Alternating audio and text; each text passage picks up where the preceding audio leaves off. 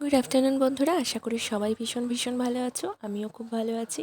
আজকে আবারও একটা বড় ভিডিও নিয়ে চলে এসেছি, আর সবাইকে শুভ পার্বণের শুভেচ্ছা অলসো। তো যেহেতু কালকে চিলি মাশরুম আর পোলাও করেছিলাম, তো আজকেও ছেলের ডিমান্ড ছিল যেন ফ্রাইড রাইস করে দিই। হঠাৎই সে বলেছে, আর মাশরুমেরও কারি খেতে চেয়েছে। এদিকে যেহেতু ছেলে বলেছে, তাই ও ঝাল হলে হবে না, অথচ কালার চাই। ওরাও কালার কিন্তু পছন্দ করে ভীষণ। তো আর একটু বুদ্ধি করে ওই বিটটা পেস্ট করেছি। তো এগুলো তোমাদের সঙ্গে সবই শেয়ার করব। প্রথমে মাশরুমগুলো কেটে নিয়েছি, রেসিপিটা তোমাদের সঙ্গে শেয়ার করছি।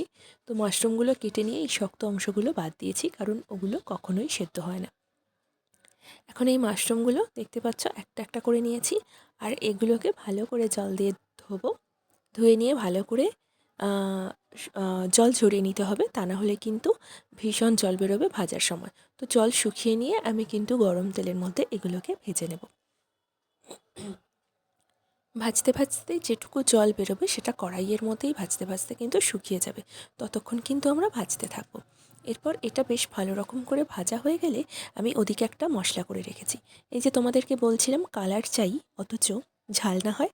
যেহেতু ছেলে খাবে, ওদের তো ঝালটা ভালো লাগে না, মানে ঝাল খেতে পারে না, কিন্তু কালারটা ওরাও কিন্তু দেখে যেন কালার হয়। কালার না হলে ওটা ঝাল বলে মনেই করে না, মানে কষা টষা ভালো খেতে হবে এটা ধারণাই করতে পারে না। যাই হোক, তো বুদ্ধি করে একটু আদা রসুন, সাথে ওর মধ্যে একটু বিট দিয়ে দিয়েছিলাম। এছাড়াও দিয়েছিলাম টমেটো, ক্যাপসিকাম। এইসব দিয়ে একটা পেস্ট করে নিয়েছিলাম। যেহেতু বিট দিয়েছি তাই কালারটা দেখতে পাচ্ছ একদম সেই এসেছে। তারপর মিক্সি থেকে ধুয়ে বাকি জলটা দিয়ে দিয়েছি। তো আমি একটা প্রেসারে সিটি দিয়ে দেবো। যেহেতু মাশরুম একটু রাবারের মতো হয়, তাই আমি ওটাকে প্রেসারে সিটি দিয়ে দেবো।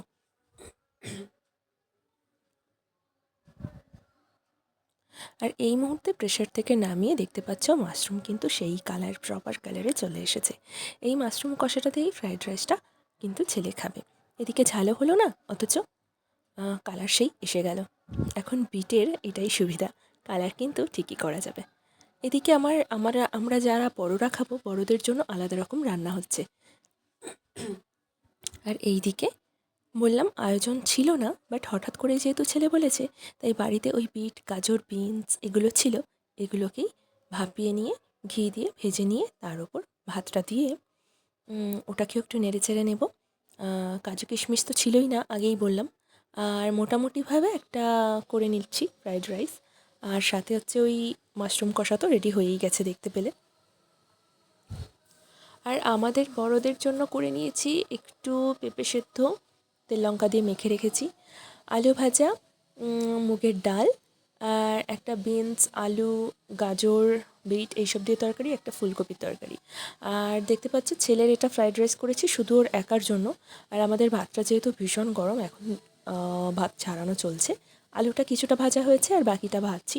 তো এগুলো আমরা বড়রা খাবো, ছেলের জন্য শুধুমাত্র ফ্রাইড রাইস আর মাশরুম কষা। তো এই মুহূর্তে আমার ভাতও কমপ্লিট, দেখতে পাচ্ছ সমস্ত রান্নাবান্না একদম কমপ্লিট হয়ে গেছে। এবার ছেলেকে ভাত দেওয়ার পালা। তো চলো স্টার্ট করে নিই।